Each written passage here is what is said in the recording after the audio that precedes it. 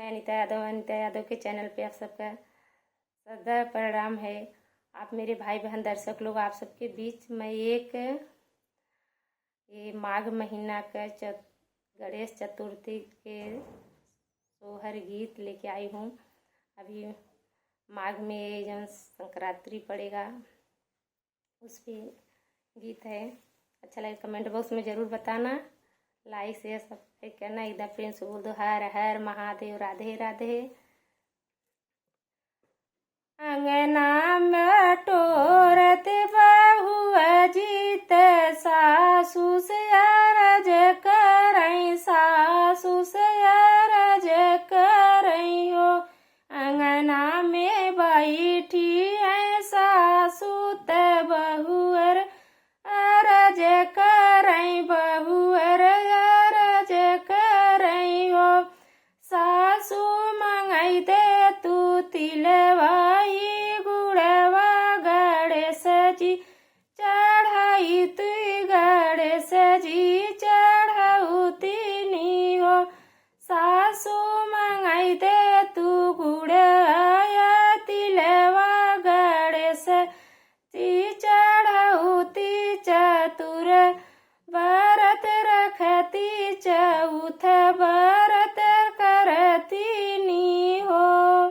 इतनी बचन सासु सुनहि सुनहि नाही पाई, सुनहि नाही पाई नी हो। इतनी बचन सासु सुनहि सुनहु नाही पाई, सुनहि नाही पाई नी हो। बहुत तत जन्म कया भागिनी, जन्म का बाझिनी जन्म का बाझिनियानी हो। बहुअर कैसे तू करबू चतुर व्रत, कैसे गणेश चढ़ैबू, कैसे गणेश चढ़ैबू हो।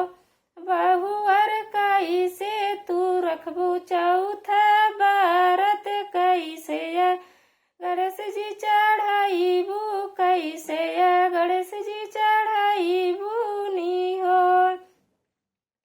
बहुअर जे करे ना गोदी मेल बालकवा व्रत, कैसे रही है ई भूखी, कैसे रही है आई हो। बहुअर जे करे ना गोदी में बालकवा पूजन, कैसे करी है व्रत, कैसे करी है हो। इतनी बचन सुनी बहुअर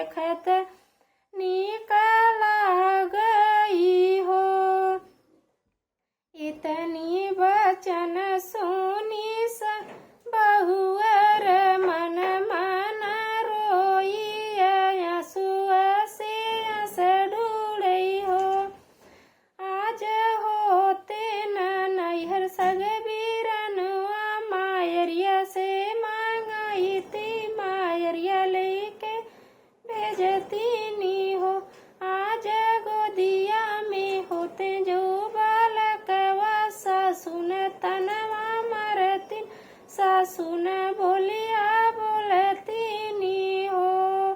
मेरे भाई बहन दर्शक लोग जैसा लगे कमेंट बॉक्स में जरूर बताना।